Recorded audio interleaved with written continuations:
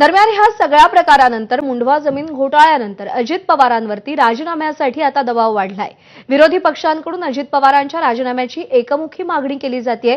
चौकशी होईपर्यंत तरी अजित पवारांनी पदापासून दूर व्हावं अशी मागणी सध्या जोर धरताना दिसतेय।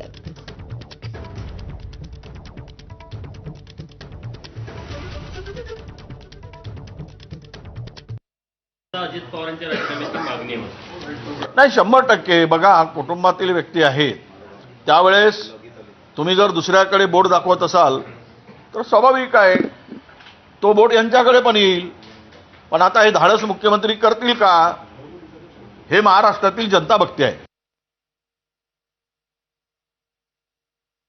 तर तुम्ही उपमुख्यमंत्री पदावर राज्याचे आहे आणि मुलाची चौकशी कशी निष्पक्ष होऊ शकेल, आणि म्हणून नैतिकदृष्ट्या एकदा दादांनी असंच यशवंतराव चव्हाणांच्या समाधीवर जाऊन प्रायश्चित्त म्हणून काही दिवस राजीनामा दिला होता। मला असं वाटतं काही दिवस अशा पद्धतीनं अजितदादांनी बाजूला व्हावं, चौकशी करावी, दूध का दूध पाणी का पाणी होऊ द्यावं।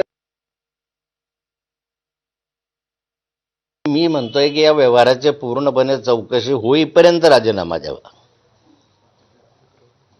पूर्ण व्यवहार झाला आणि त्याच्यात अजितदादांचा काहीही संबंध आढळला आणि राजीनामा परत घ्यावा।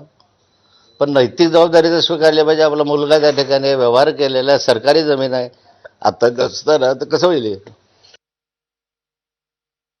मोठाच्या मोठा फ्रॉड आहे। आणि सगळ्यात महत्वाचं म्हणजे ते 300 कोटीचा व्यवहार झालाय की नाही, जर ते 300 कोटी आले असतील तर ते कोणाचे आले, कसे आले, कुठून फिरवले, या सगळ्या गोष्टीची चौकशी होणं अपेक्षित आहे।